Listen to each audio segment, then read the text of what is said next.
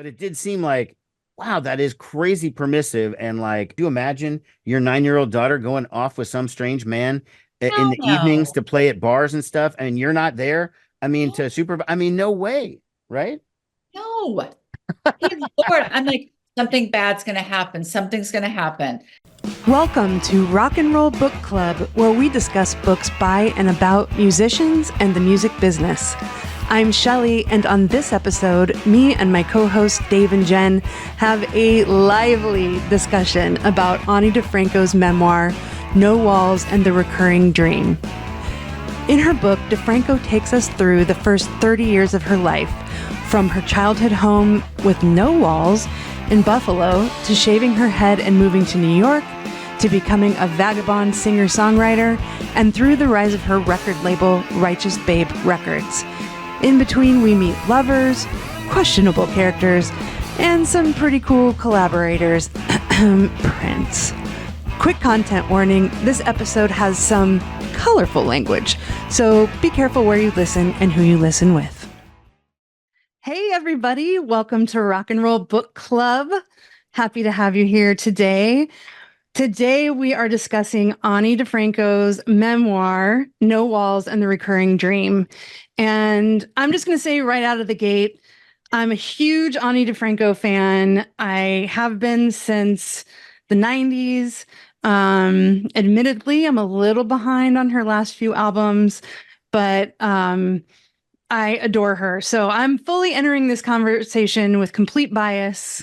And you guys better have liked this book. No, I'm just kidding.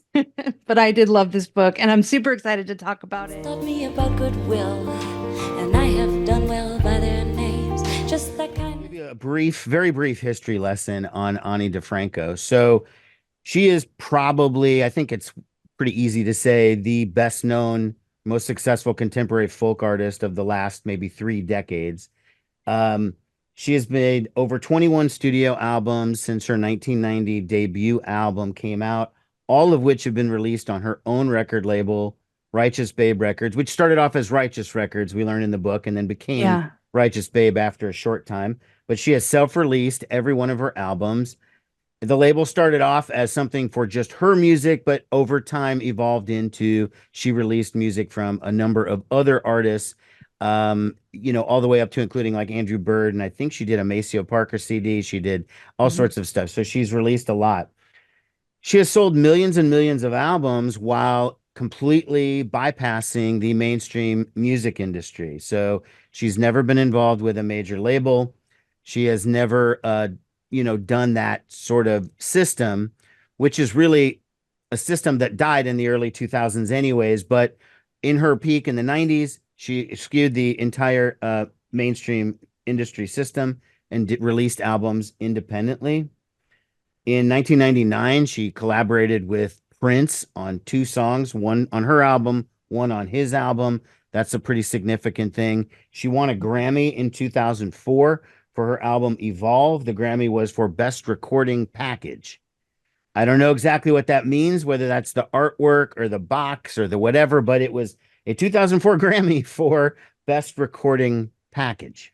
So the CD, this ages me, but the CD, it did have. Was it cool or something? I mean, did it have Yeah, it cool was cool. It packaging? was like the top portion was maybe cardboard or something, and it was die cut so that then you saw something underneath revealed. So it Oh, was okay. a little bit more three-dimensional. I've seen Yeah, records like that. I remember it being cool. Her style is um utilizes sort of an original guitar playing style that I don't know enough about guitar to fully tell you specifically that style, but she plays in a unique style that most players don't utilize because she's Yes. largely self-taught. Um, that style, her lyrically, she's very in politics and feminism and contemporary social issues throughout her songs. And in February of this last year, 2024, she made her Broadway debut.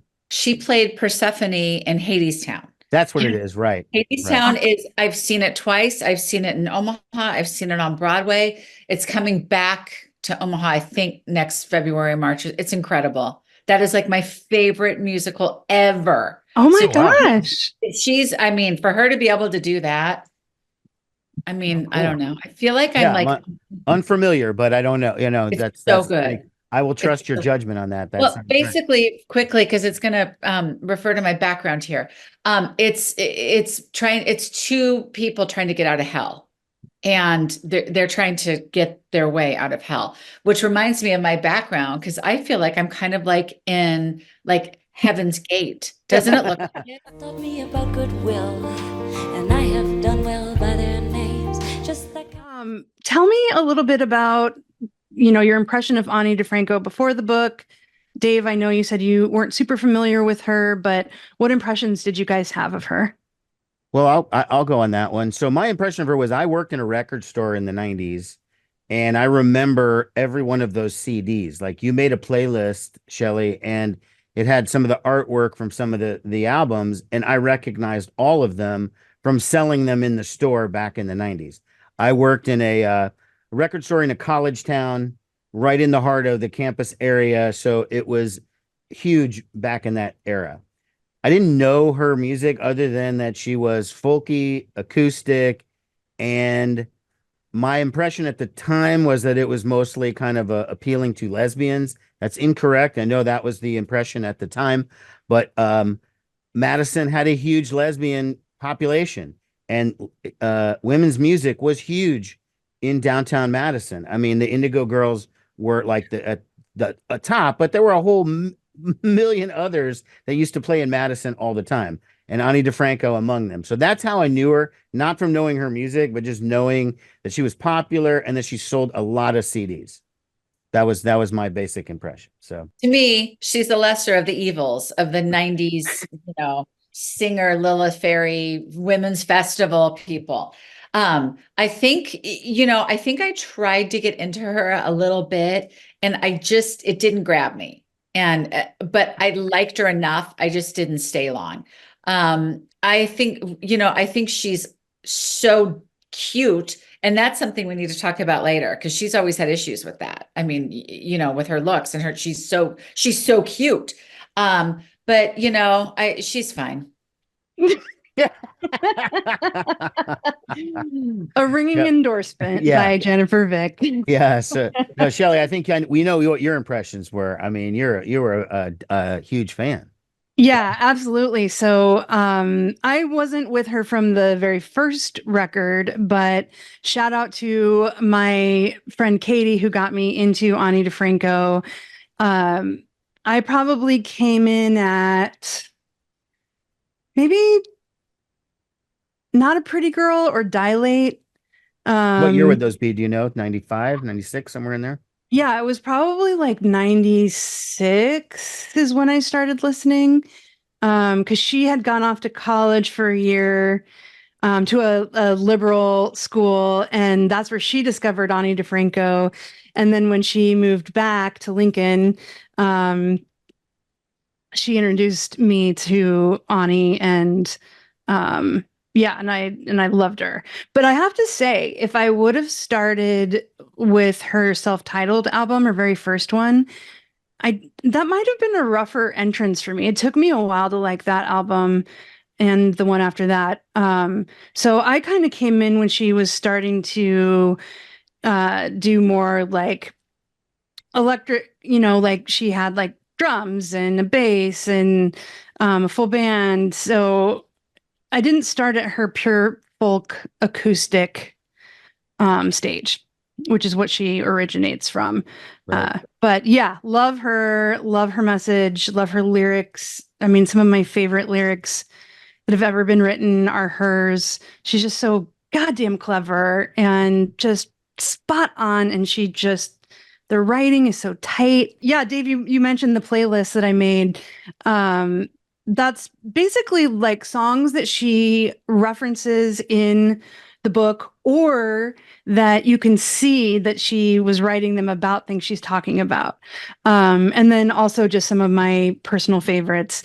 And Dave, I know you did a tight 40 for the replacements. I don't know how many I landed at, but it was like over 3 hours, so not tight. But no, not a tight one. But we'll put the link down. We'll put the link down below. Yeah. for a Spotify playlist on that one. Both my parents taught me about goodwill, and I have done well by their... All right, well, so how about we get into Ani DiFranco's early life? And I thought her telling her story about her growing up and the weird relationship between her mom and dad, and how the dad kind of lost his job and then he just did nothing for the rest of his life but like sit around and make his wife work and take care of all the household. I mean, it was just a very bizarre dynamic. And then they did split up, but it was just like such a weird family dynamic. Like, she did explain it and acknowledge that it was weird, but it was like very weird, and not just non-traditional for the time, but it was just like the dad just stopped. I mean, he's just like, I'm done. It's over for me, and just kind of sat there for the rest of his life. And it's like a very weird thing. So I thought a lot of stories about her growing up were these weird, like her parents were strange, kind of like almost like Paul Stanley's parents. So she just needed to get out of the house to get away from them sometime. Yeah. And that weirdness of like, that's why I'm never home, because whatever the dynamic is in my house, it's too weird for me. And even as a young person, I think she was like 9 years old, going out and singing in bars. She was able to do that because these adults are a lot less crazy than her parents. You know? Oh, absolutely. She's incredibly driven, and she's a survivor. She knew what she had to do, and she made it out. So, listen, it was just such a different upbringing, and there was not really a lot of supervision. There wasn't a lot of love. Oh, no, her parents just like, whatever. I mean, I assume they made sure she had breakfast in the morning, and then like, you're on your own, kid. Like, see ya. They wouldn't, and that's why she was literally on her own at like 14 or 15 or something, and she became an emancipated adult, which is very rare that actually happens. A lot of people claim, "Oh, I moved out of the house at whatever," but she literally became an emancipated adult as a teenager. So yeah, very, very bizarre upbringing, but I think that lended her to her future life in that she didn't have a fixed home, a great home life. So she always wanted to be somewhere else. And that's perfect for touring. Like, if you love being at home, then being out on the road is very difficult for you. If you don't like being at home, touring is awesome. Then you get to be somewhere else every single day, and you're not tied down to these sort of normal sort of familial responsibilities. So she was that kind of I don't know, vagabond or whatever is that the term, from like age 10. She understood, like, this is going to be my path. I'm not going to be somebody who just stays at home and has her traditional job and comes home every day and makes dinner for the family and all of that. I mean, it's just like, that was not part of the equation for her, I don't think. Well, and let's mention that really her actual home was unconventional also. It was round and had no walls. And that's where the title comes from. The first part is No Walls and the Recurring Dream. And so, she talks about her and her brother like squatting behind their beds to change clothes when they were kids. Like, that was the only privacy that was in that house. Weird. And I cannot imagine that. I would get the hell out of there too. Like, I'd be like, I need time to myself. Yeah, absolutely. Wow. Yeah, I couldn't imagine that. That was just such a bizarre home life. I mean, it's not like with these other books, well, okay, there's abuse or neglect or whatever. There was none of that. It was just like kind of sort of an indifference or just a different attitude about child rearing. It's just like, okay, once you're kind of able to do for yourself, it's just like, why don't you get to it? Go ahead, do your thing. I mean, feels a little odd, but I mean, it ultimately worked out for her. But I also do think, and we'll get into this as the book goes on, I think because of her just bizarre upbringing, a lot of her attitudes regarding relationships and things like that are very skewed. And I saw them as more problematic. And I think we're going to discuss that later. But I think that has the direct relation to her being bred by this bizarre combination of her mother and father, who had this crazy relationship that I think tainted her view of relationships for her life, probably until today. Still, that's just my opinion as an amateur psychologist. I only play one on TV. I didn't really get a degree, but that's what I'm saying. if you're thrown into a situation like that or something that isn't conventional, which I mean, listen, who really isn't? But she got out. Like I said, she survived. She figured out what she had to do, and she found her talent, fortunately, and she left as soon as she could. I don't really feel I don't think her father was a bad person at all. I just think he was inept. The mom, I don't know. They had so many highs and lows. But I think it's just she knew at a young age that her parents were not perfect and that adults were not perfect. And that's something I think that we all learn where it's like, wait a minute, you're not perfect. You're not June and Ward Cleaver. I mean, you're not Mrs. C. She's a good mom. Mrs. C. It's like, okay, people are all fucked up. I can sing. I can play the guitar. I'm 9. I'm out of here. Yeah. Yeah. Cause she was literally like 9 going and playing with that guy. I forget his name, who sort of discovered her kind of and took her around to different things first of all, this is another oddity about her parents. Her parents just allowed that to happen. An adult man to take their 9-year-old daughter out at night. Like, first of all, you don't even do that during the day. Like, it's very, very, I mean, yes. To a bar. Yes, people were more trusting back then. To some degree, there wasn't as much of an awareness about perverts and just fucking sickos and all that stuff as maybe in the 1970s. I don't know. But it did seem like, wow, that is crazy permissive and like really kind of nuts. I mean, Jen, you're the only parent in the group, but could you imagine your 9-year-old daughter going off with some strange man in the evenings to play at bars and stuff, and you're not there? I mean, to supervise. I mean, no way, right? No. Good Lord. I'm like, something bad's going to happen. Something's going to happen. And fortunately, it didn't. And he turned out to be someone she was with, for his entire life. And he was a good person. But my God, that could have gone south quick. Oh, absolutely. Oh boy. Yeah. Yeah.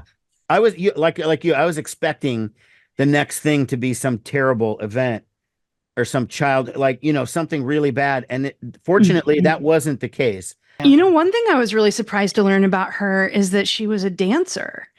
So one of the places that she would escape to was this dance studio. And she originally was just taking like a class there and then asked if she could stay and watch the classes. And then before you know it, the owner of the studio was like, you can just come to any class you want. And she really became a staple of that studio. And I just feel like she, one of the recurring themes in the book is she befriends all of these people and different kinds of people. And she must just have such a dynamic personality and an openness to her in order to have these types of friendships, which clearly she learned starting at a very young age, because she's playing in bars. And it's also part of that never wanting to be at home. Like, every situation outside of the house is a better situation. So all of these people seem to have it so much better. So I'm much rather hang out with these people and this new I mean, yeah, when you go to a dance class and then you end up staying for the next like 5 classes just to watch, it's because you don't want to go home. Those teachers recognize, like, okay, this kid probably has a pretty they probably assumed other things, but like, this kid probably has a pretty shitty home life. Let's let her stay here, give her a job, give her some tasks to do, give her something to do. And, it makes total sense. And fortunately she had something like that. But it's like Paul Stanley in that record store when he would go down the street and just spend hours with these people that he barely knew, the owner and his wife or whatever, because he just didn't want to go home. And I'm seeing a parallel there with Ani DiFranco, that she has to make friends with all these other people, because what are her options? Like she has, as a kid, your places are home and school. And so since home is not an option and school's not 24 hours a day, what are you going to do the rest of the time? So she befriends all these different people in these different communities. And that worked out, again, part of her, the forecasting of what her life was going to be like afterwards was all put there when she was 10, 12 years old. It just wasn't fully realized yet, Mm-hmm. And she felt safe there. I mean, she felt safe. And, she is a pretty good judge of character, with the exception of that creepo landlord. But, I just, We'll get there. Yeah. Because that was kind of a lack of judgment on that one, but we'll get there. Yeah, that was we'll a get weird there. one. But Yeah. you know what? Again, she's an artist. She's a survivor. Mhm. She had so much drive, like you said, Jen, and strength and guts and courage Confidence. and I mean, she was confident. She just did it. yeah, Mhm. yes, and Right. I do see sort of, as unconventional as her parents were, I think she does a really good job in the book of giving them a lot of grace, and I think you can really see how both parents did contribute to her success in that. Her dad was the more artsy person, loved music. You can kind of see how she gets some of her genes as an artist from him. But then her mom was also an architect. And so she had, a business sense and obviously has to be very organized and put together. And probably at that time, I'm sure that she faced some barriers as a female architect, and nonetheless was really good at her job, and so good at her job that she would sleep in the office instead of going home. Well, perhaps the mom was staying at work and sleeping there because she was avoiding going home as well. And that's a trait that Ani inherited from her mom of like, I don't like my home life, so I'm just going to be elsewhere. Yep. True. Good point. I don't care to go home and see my children. I just rather not go home right now. I just rather stay. And I have done well by their names, just that kindness I lavished on strangers. Let's start to talk about, the teenage years. And so she's an emancipated youth. She gets her own apartment before she's 18, if I remember correctly. And she really starts to play shows. Well, for a while, wasn't she living in her boyfriend? She had a boyfriend when she was like 15 and was living there. Oh, yeah, He was that's the one. He had the right. basement apartment with That's like the shower right. that would freeze or whatever, and you had to take a cold shower because that was all the water, and it was in the middle of the basement, all out in the open. It sounded like a fucking Yes. nightmare. Like I'd never want to live there.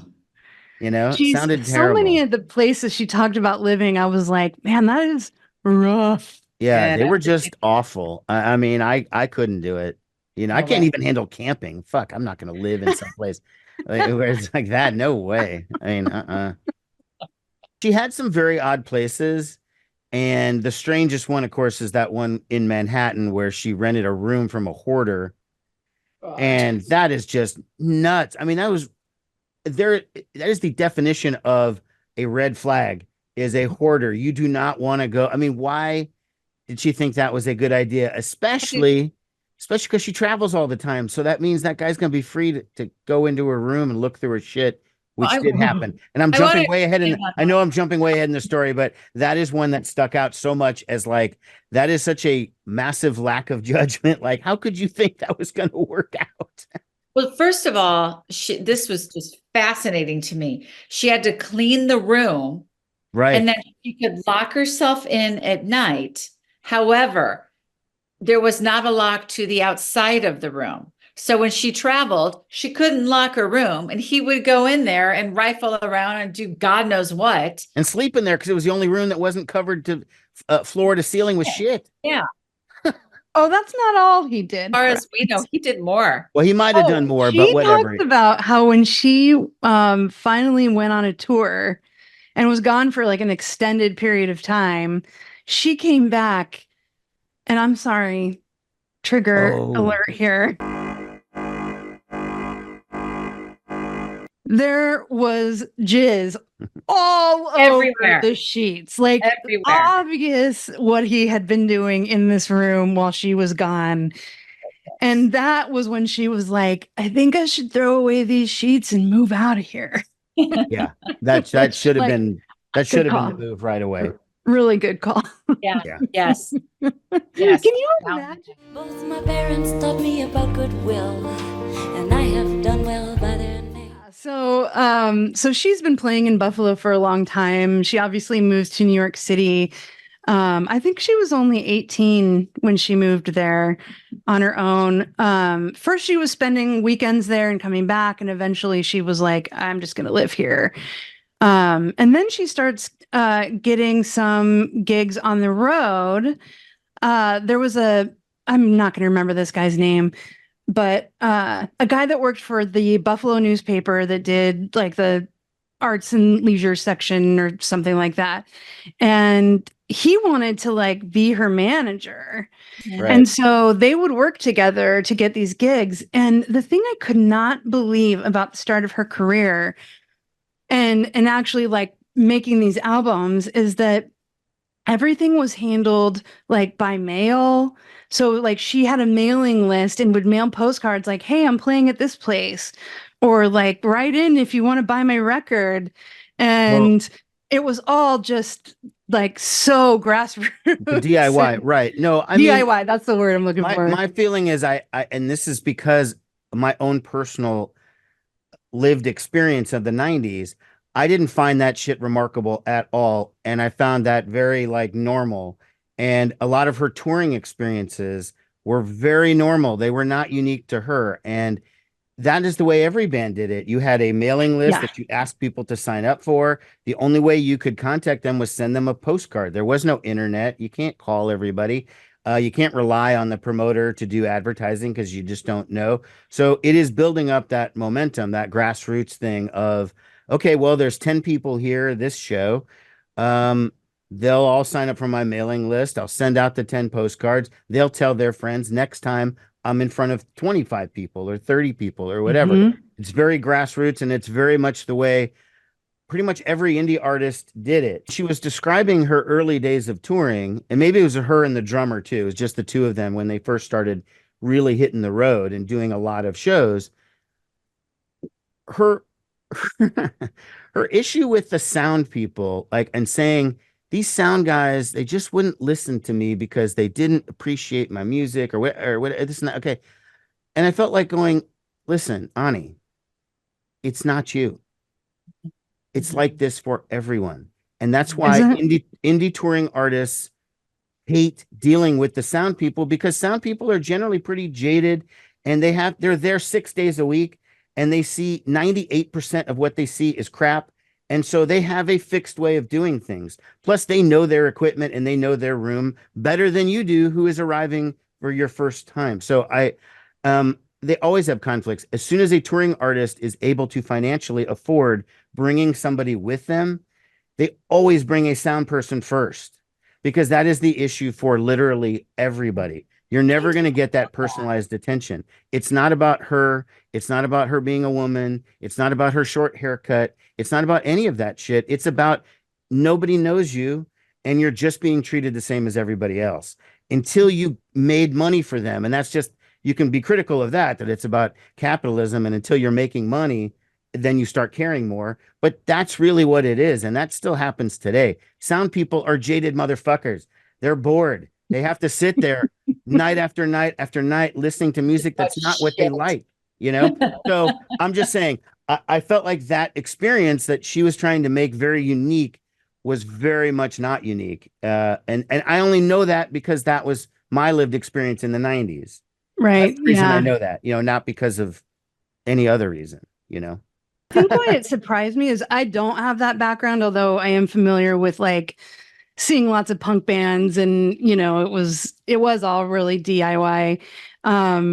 I think the reason I was surprised is that by the time I started listening to her, it felt like she was this famous artist, and in the indie realm, famous for an independent. And it was like, you're mailing out your records, like I just got it at the record store, Right. so right. And I did find it weird that she was, Right. like I did find it weird that she was complaining about, oh, if I make another album, then I have 3 to sell at the show. And like, that's such a tremendous hassle. Like, why?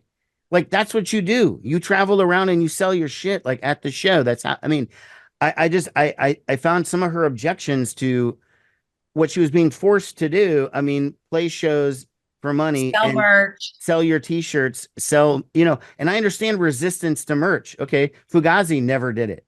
I didn't understand her like, I don't want to make another album because then I have to sell another one on the road.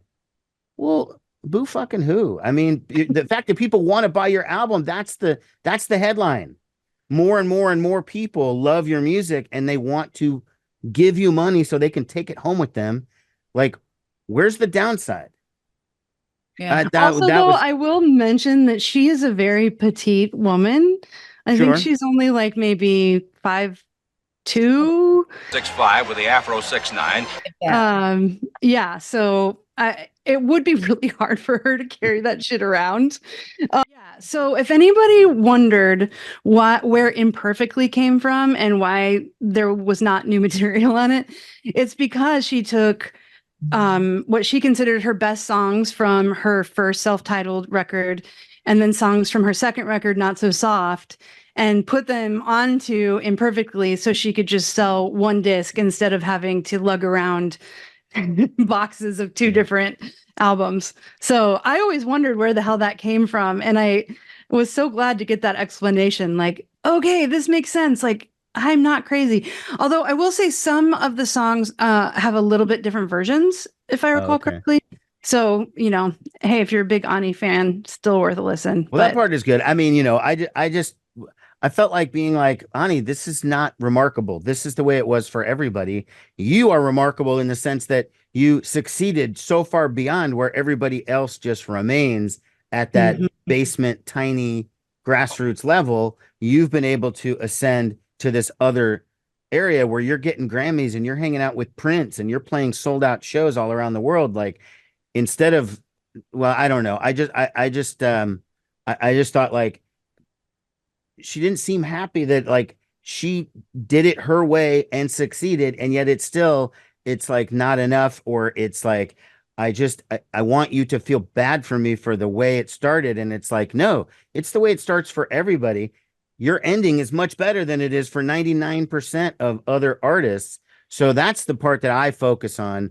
I feel like she focuses on the rest of it, like that, how hard it was and how hard and made it more about her. And I think it's just unrealistic because the sound guys don't give a shit who these people are. Okay. Unless they personally like your music, they don't give a shit. And it's not exclusive to her. It's the way it is for everybody. They just are like lazy and jaded. And that's the last I'm going to say about sound guys, because it sounds like I have an opinion. I do, but that's what it is.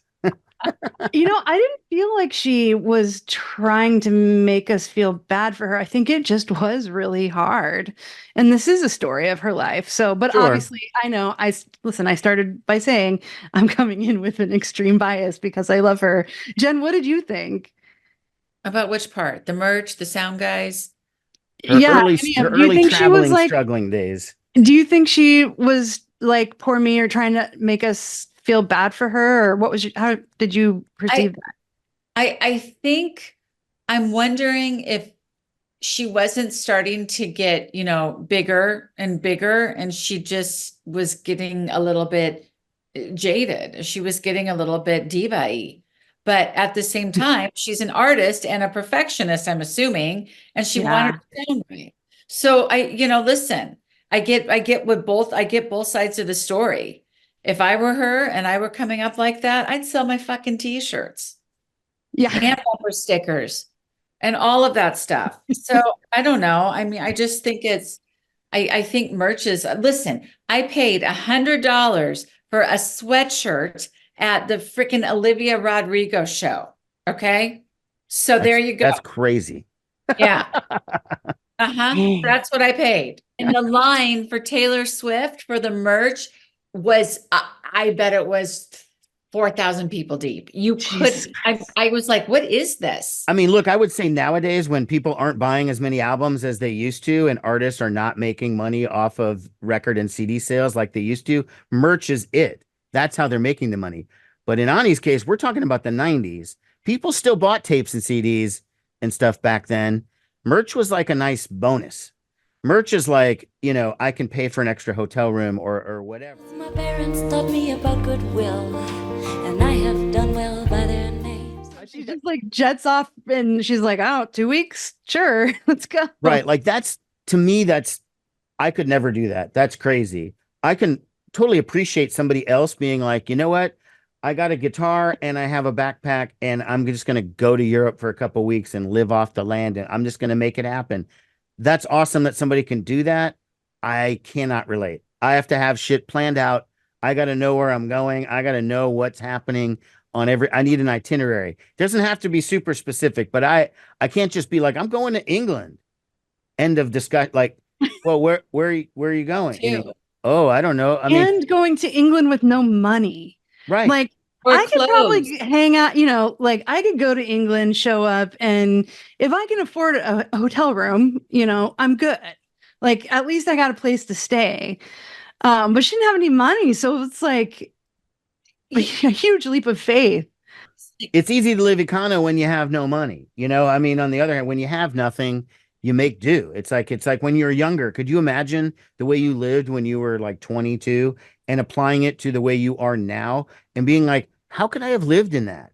Like, no way. Like, I just don't understand. Yeah. But my mentality was, this is awesome. You can just make do. It's freedom. Right. Your mind, you adjust to a lot of things. Like, I could never do what she did and just travel and just go to Europe on my own with, a couple of bucks and a fucking backpack. It's like, okay, great. I mean, I want to be that person, but I may be cool, listen, but yeah, it's not me. Let's be honest. I'm a classic overpacker. I can't help it. Let's talk about that piece of shit that offered her a place to stay. She was on some super cheapo flight and she sat next to some guy and the guy his family was really nice. Yes. And they let her stay in the place. But then she went to this guy's friend's place. That was the creepo, right? Yes. Okay. I remember this now. Yeah, I remember this. Yes. So she, so this guy, so she meets a nice guy on the plane. He introduces her to another friend and says, well, hey, dude, you're leaving for 2 weeks to go to Spain or whatever. Why don't you let her like sleep in your room while she's here? And he's like, yeah, sure. So she goes there, and the first night, so they have one night of crossover, and he says, hey, you can just sleep next to me in my bed. We'll just sleep like brother and sister. And then essentially rapes her after that and is like, you owe me for this thing I'm doing for you, and this is how you're going to pay me. But the song Gratitude is written about that experience. And then his roommates turn out to be really nice, but this redheaded motherfucker. Yeah. Well, there has to be one. Shit. He's the Darren of this book. He's the wolf. Yes, so one thing I think that was really interesting about that, though, that experience is that I don't even know if she uses the word rape. She looks back on it thinking, I know I was forced into this and it I don't wasn't think she did consensual. use the word, actually. I don't think she did. But this is one of those things where it's like, yeah, that's how shit very sadly worked in the 90s, was like, oh, we didn't even like talk about consent, or like, it was like, if you said no, it was rape. And if you didn't, and it wasn't, and obviously, people are becoming more educated and understand that it's not as simple as that. And she was really in a situation where she was coerced into this. And, it was like, I think the line of her song is, what does my body have to do with my gratitude? I absolutely adore that song because she summarizes it so well. And that is one of the direct correlations between a song that she wrote and the story that's told in the book. And I believe I did put that on the playlist. Then she takes the bus to the festival and runs into Jen's fave, Suzanne Vega. I love Suzanne Vega. I mean, I think I don't mind Suzanne Vega. Yeah, she met Suzanne Vega as a child. That was part of something we didn't mention, and played at some show with her or something, or they met as a kid. And this was like a festival a couple years later, right? Where Suzanne Vega is a big deal. Ani DiFranco's the nobody on the bottom of the bill, and tried to go meet Suzanne Vega, and Suzanne Vega was like, "Oh yeah, hey kid." Yeah, and moved on. There was like a parental connection, wasn't there? There was some. I think it was that guy that used to take her around to shows when she was a little kid, and he he knew Suzanne Vega and put her on one of his like folk bills or something. Yeah. And that's how they met. And then Ani figures like, oh, I remember her from 10 years ago when I was just this little kid. I'm sure she'll be happy to see me. And Suzanne Vega was like, yeah, next. You know, I like think That it made was me like, so sad because you're like, Suzanne Vega's going to help her out. we And no, replaced instead she gets stuck there. She misses the last bus. She has to sleep with Vega. no like jacket or anything overnight. She's freezing her ass off. Have any clothes. But you Mhm. know, I think what was so disappointing, and like my heart sank a little bit too. I think she said something like, well, did she say something about how she grew up or Oh, she, yeah, your hair's well, orange or green or whatever. It was yeah, just a sort of like acknowledging, yeah, I guess I remember you, and oh, your hair's green now or whatever. Okay, cool. yeah. It Bye. was You something know, like you not were just nice another about person in that. the line. Yeah, because Yeah. it was an autograph line or whatever, like a meet and greet type of deal. And Suzanne Vega, I mean, again, I don't know, maybe her expectations were completely out of whack because Suzanne Vega just says this was one person from her past. And yeah, maybe you'd think it a little more significant because she was like a child singer, and maybe that might have stuck in her head of like, I remember this kid. Parents taught me about goodwill, and I have done well by their names. Just like Let's talk about Ani DiFranco's cuteness that you mentioned, Jen. So when she was younger, she decided to shave her head. And I think that's kind of one of the things people really knew her for a long time was like, oh, she's got a shaved head. She's a lesbian. She is a New Yorker. But really, she shaved her head so that people wouldn't comment on her beauty. Like they would focus on her music. And how fucking sad is that? But what were you thinking about her cuteness? Well, I just, reading that book and getting to know her more and listening to her fucking poetry. I'm just The kidding. poetry slam. But it just that for who she is and who she developed into and how passionate she was about, and I like her. I think she's great, with the exception of some of her poetry. But it's just because it's not my thing. I don't disrespect it. It was just like, okay, what now? But I think with that aside, her looks almost got in the way of who she wanted to be. And I think during that time, she was trying to figure out who she is. And everyone's like, oh, you're just, you're so cute. She's so cute. When she was in Japan, she went out on stage in Japan. They're all yelling at her about how cute she is. And I just think, her shaving her head, well, that's a bold move, something I would never do. But, I think that must have freed her a little bit to continue on her journey to be the fighting feminist that she is. A little bit, Yeah. but I thought she made an interesting point though about the reaction to a skinhead or a shaved head, that not everybody sees it the same way. That like black people and in some cases Jewish people see that differently. Like when you see a skinhead or a person with a shaved head like that, you don't always think that it's like they're this progressive lesbian or whatever she's trying to, or I'm just trying to avert the male gaze. Um, that's a sign of with the boots and the look and everything. That's what like hate groups dressed like. And so I understand that like there is this other side to that. She did address it briefly, that she understands that sometimes people of color could see that presentation differently. And at least she acknowledged it, but I think it was more like a passing acknowledgement. And it's like, I don't even think that it's like the outfit of hate or whatever. I'm not trying to say that's my opinion. I'm just trying to say that there is a different school of thought. Listen, if she's playing Persephone in Hades Town, she grew her hair out. Yeah. What do you think? And I'm throwing this out there. I'm not saying this is my opinion, but say Shelley or Jen, what about that look was to be sexy to like lesbians? That was a big part of her audience at the beginning. And she had sex appeal to women, not necessarily to men. Like maybe that might not have been the intention, but now I'm sporting this specific look and I'm playing in like women's coffee houses. My albums are sold in women's bookstores.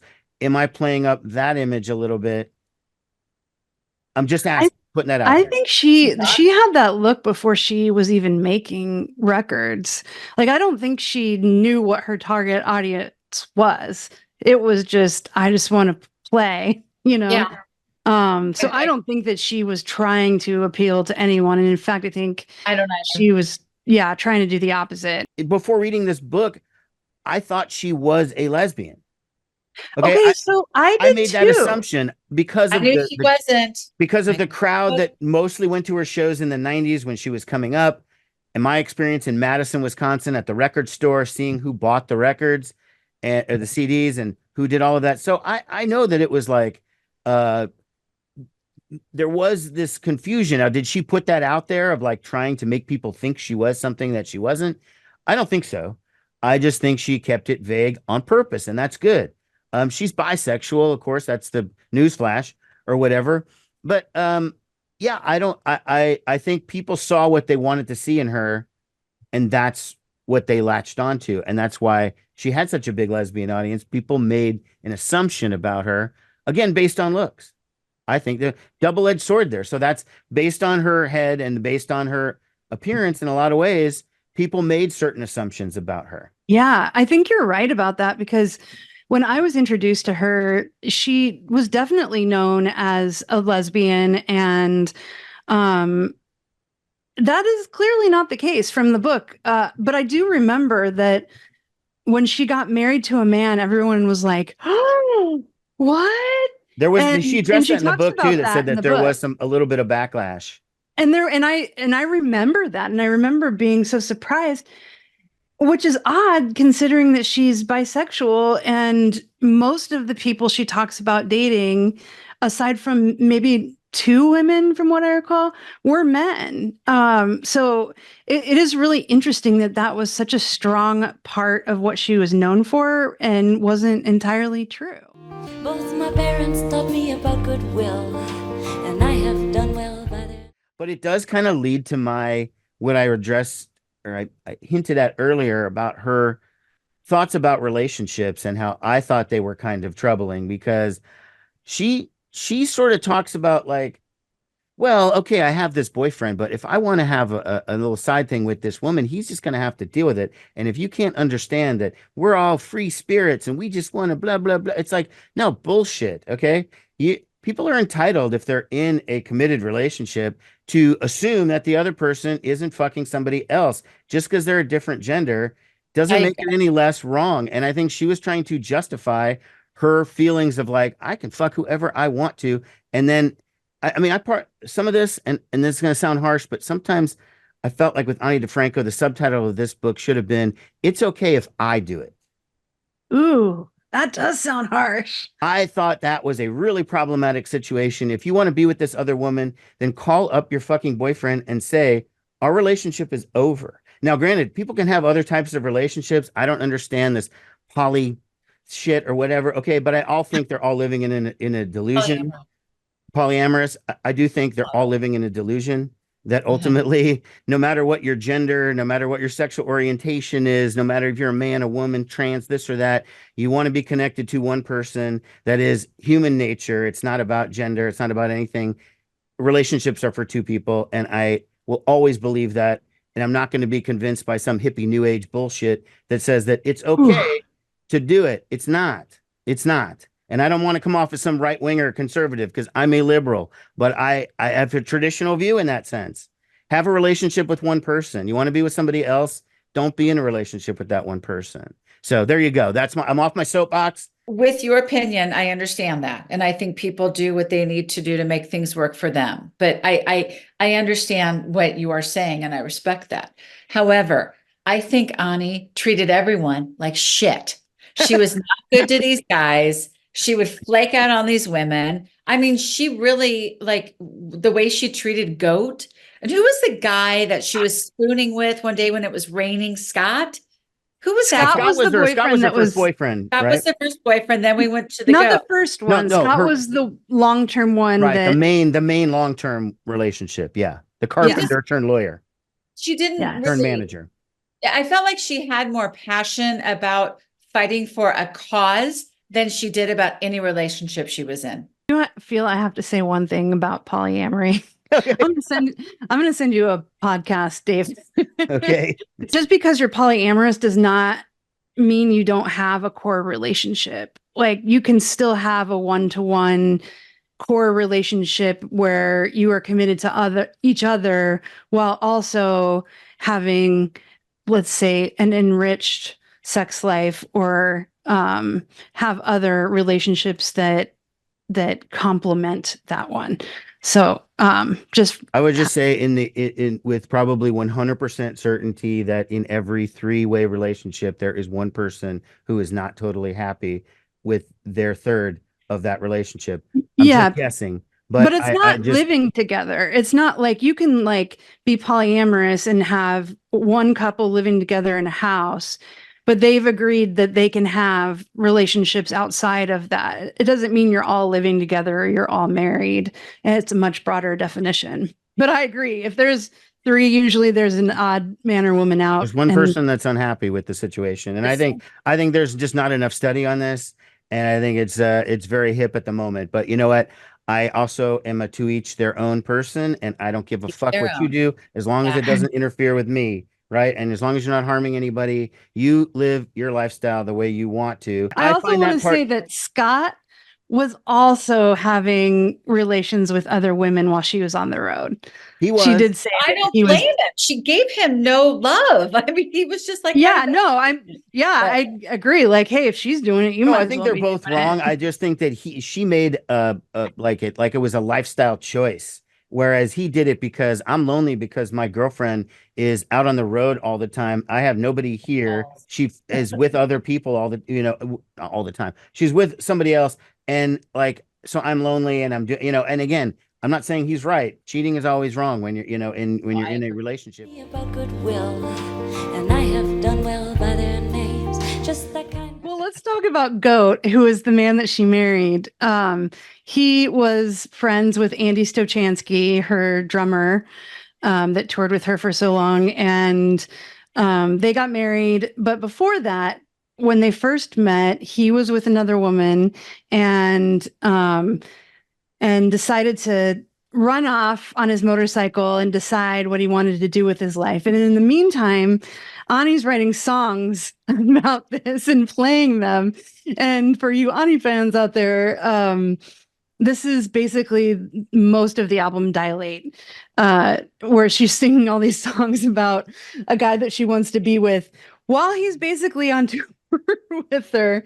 But he comes back and they get married, but over time, they grow apart. And then he is in a terrible accident and like nearly dies, does recover.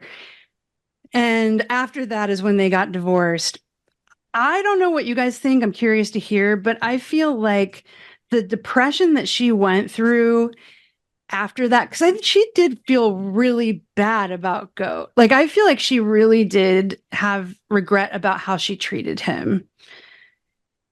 And I just wonder if maybe that giant depression that she went through, which I think she writes about on Reveling and Reckoning, if I were to make a guess, I think it seems like that really changed her in some ways. What do you guys think? I think with that, I think she felt a lot of guilt.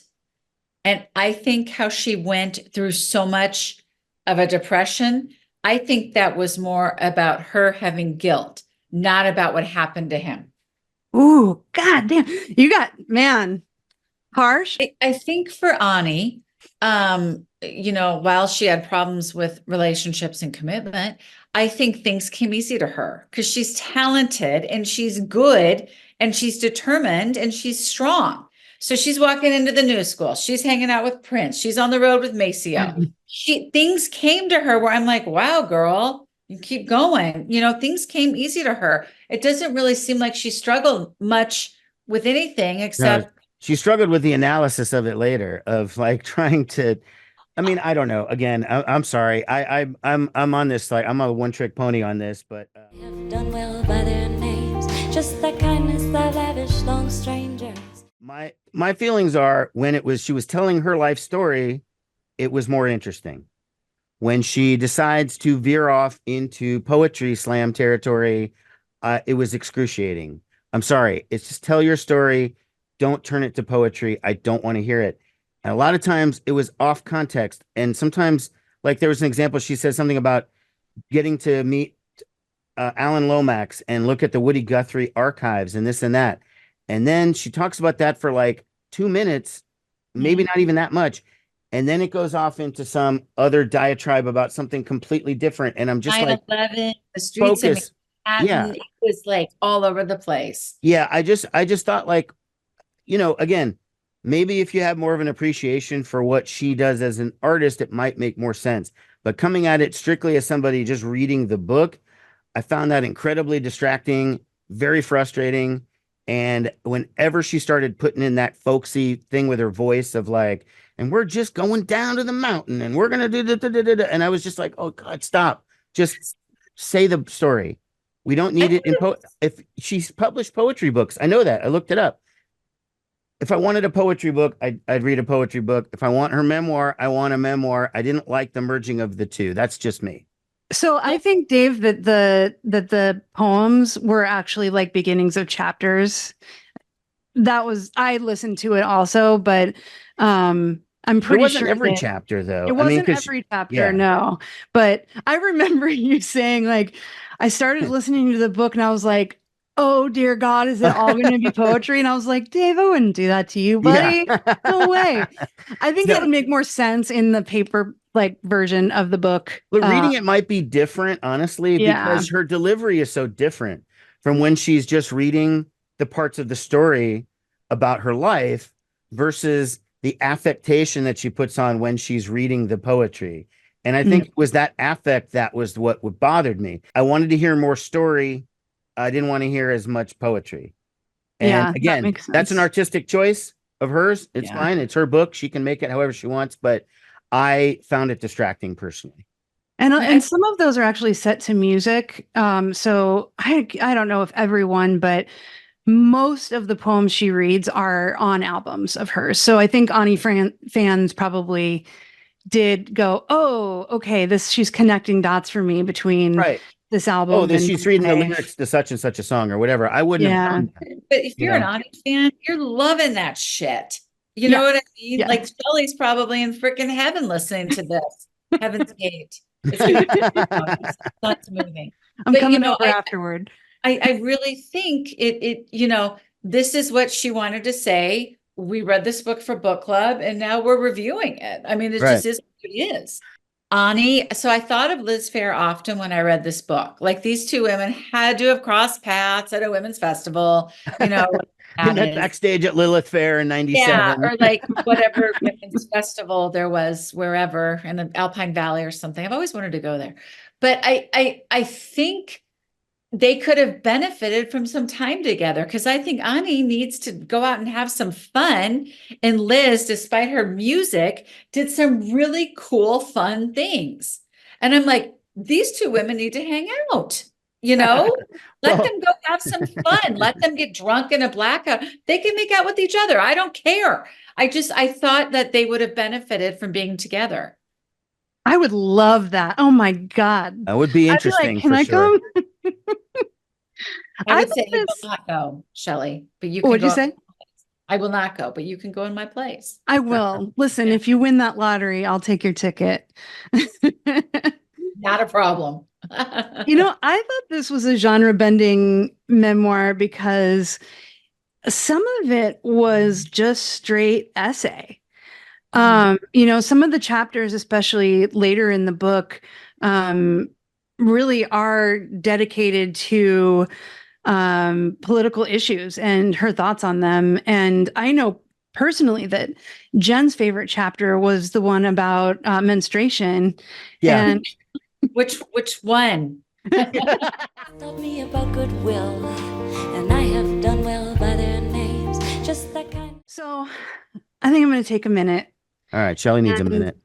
I really thought about what would I like to do with my minute?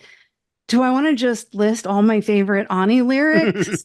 Do I want to talk about all of the righteous shit she said in the book? And I'm using that in a positive way. But honestly, what I want to talk about is that I recently saw a video with her on Instagram, and they were talking about voting, and it was kind of clear that this had come out before Biden stepped aside.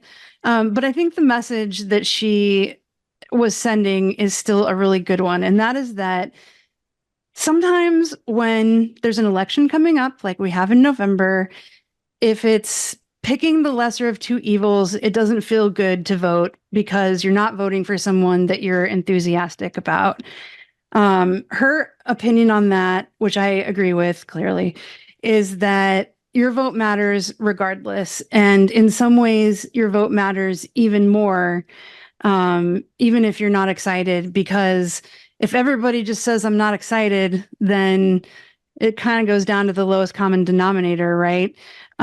So I guess I'm just using Ani as inspiration to say, voting is a right in the United States. It's a right that we should all use. And I know that it feels like it doesn't matter sometimes, but every vote does matter. So please, I'm not telling you who to vote for at all. I really want to, but I'm not going to tell you who to vote for. We're not neutral. You can tell people who you want to vote for, but I mean, I feel like it's fairly obvious if we did a book about Ani DiFranco, where our politics are probably at. But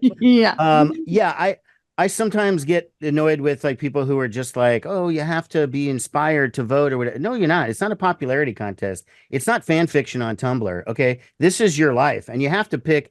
Sometimes this is the lesser of two evils. That still means that's much better than the actual evil, right? The other choice. And I think sometimes people just want to be so blown away by somebody. And that's not necessarily, I mean, politics is show business for ugly people. It's always been that way. Okay. So you're not going to get like super excited. I mean, at least except for Barack Obama, nobody's been exciting in the last 50 years. Are you kidding me?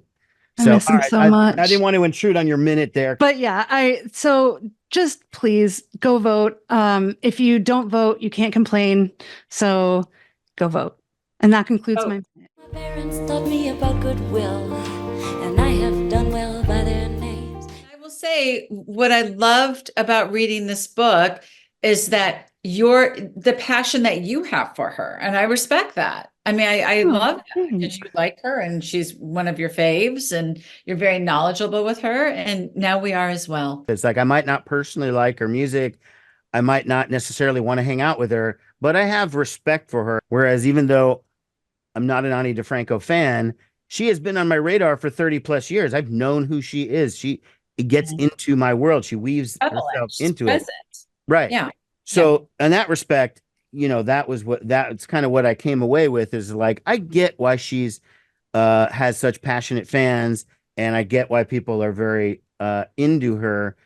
I'm just not among them. Jen, what are your final thoughts / impressions of Ani DiFranco after the book? You know, I like what she stands for. I like her passion. I like her drive. I mean, do I ever seek her out? No, never. But that's just my taste in music. But as a person, I think she does a lot. And plus she was on a stage with Bruce Springsteen and Prince at the Rock and Roll Hall of Fame. And that's very respectful. But with that aside, I think as far as, you know, women who are, you know, successful and driven and passionate, she's it, you know, she's it. I'm glad she grew her hair out, you know, but yeah, yes. I think it was fine. It was fine. I finished it. There were a couple parts where I'm like, is she doing a Texas drawl rapping? Like I couldn't quite get her voice. One final thought on this book is that if you are an Ani fan, you will be able to draw so many more connections between her life and her songs. And she makes it really clear in the book that not all of her songs are strictly autobiographical. She's like, I'm smarter than that. I know how to write stories. But it was really satisfying to go, oh, that's what that song's about. So I highly recommend it to people who love her. Where did you say the book cuts off? At about 2004? 2001, I think. 2001. Okay. So this is only part of her life. It's kind of like the Lanigan book. It's only part of her life. Yes. It ends and there's still all this time afterwards. So maybe there's a part 2. I don't know. Ani, please write part 2 because I'll read it.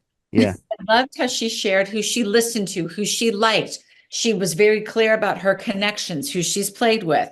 I liked that. I mean, my frustration, Liz Fair, is that you never talk about anyone that I know. inspires you, anyone that you listen to. Vince Neil. So, I think he did a little, but I just think it's great. I always like to know the why of how they got to where they were. Yeah. Wise, who brought you here? What artist got you to do this and to follow your path? So I did like that about Ani DiFranco.